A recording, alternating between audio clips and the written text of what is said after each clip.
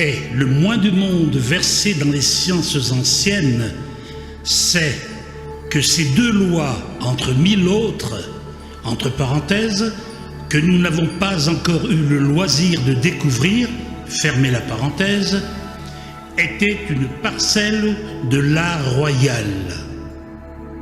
De même, tout ce que Mesmer a bien voulu ressusciter de nos jours, sous le nom de magnétisme animal, est une bribe du même art.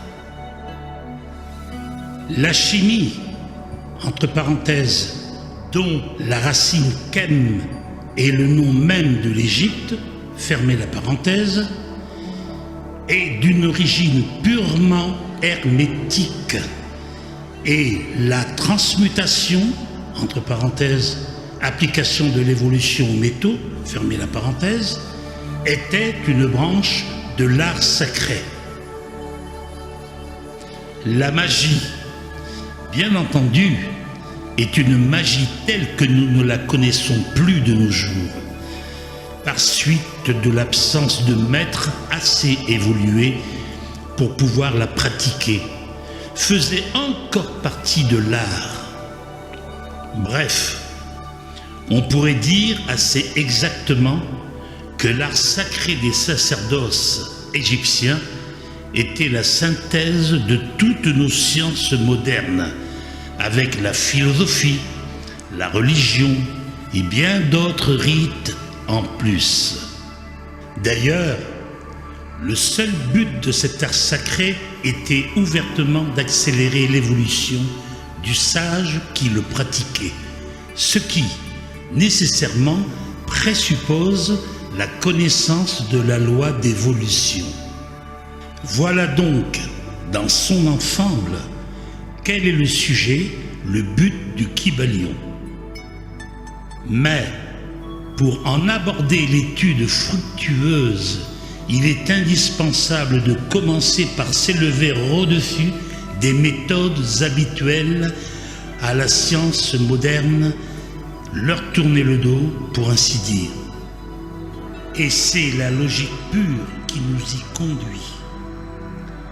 Car enfin, si la science moderne, avec tous ses développements, nous avait doté d'une vie saine, harmonieuse, belle et parfaitement heureuse, personne n'aurait l'idée saugrenue de chercher autre chose.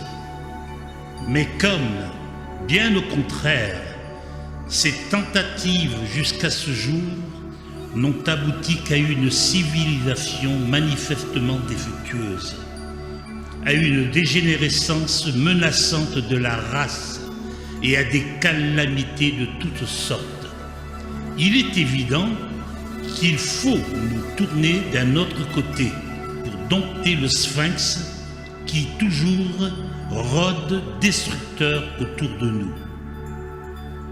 Notre conscience nous permet de juger l'arbre par le fruit qu'il porte.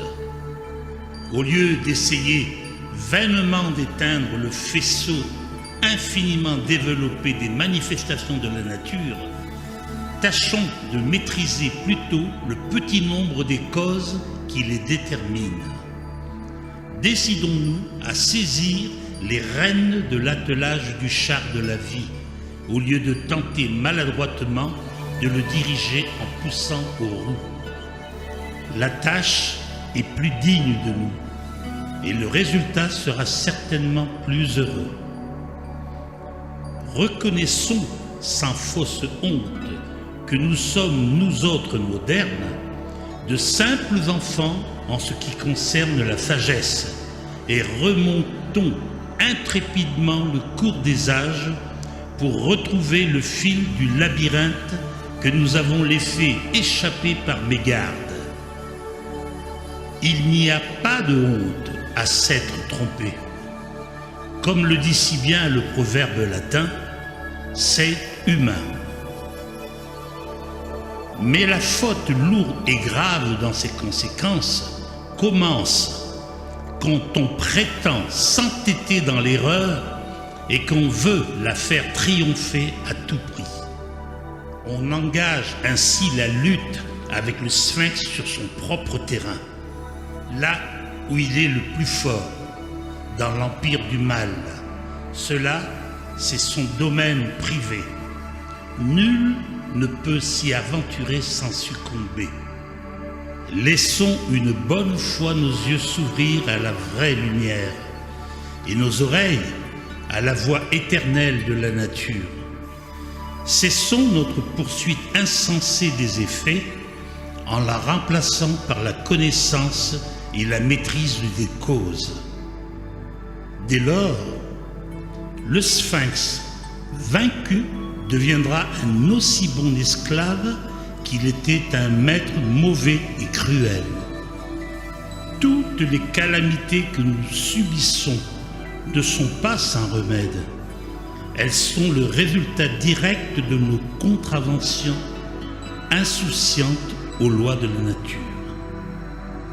Rentrons dans le chemin direct de l'évolution. Conformons-nous aux lois de la vie et tout aussitôt, nous verrons naître autour de nous la paix et l'harmonie. Car, et c'est par là que je veux terminer, la science synthétique est tout aussi importante à pratiquer que la science analytique. Tout le monde sait qu'il ne suffit pas de connaître les remèdes qu'on devrait appliquer. Il faut les appliquer. De même, dans les sciences psychiques, il ne suffit pas de savoir qu'il faudrait agir ou penser de telle ou telle manière. Il faut de toute nécessité conformer sa vie à sa conscience. Il faut imperturbablement pratiquer ce qu'on sait, car ce sont les actes qui comptent, aussi bien dans le domaine de l'idéal que dans le monde matériel. Les lois du Kybalion sont idéalement belles, mais si on ne les réalise pas en pratique, elles seront comme un festin splendide devant lequel on se laisserait mourir de faim.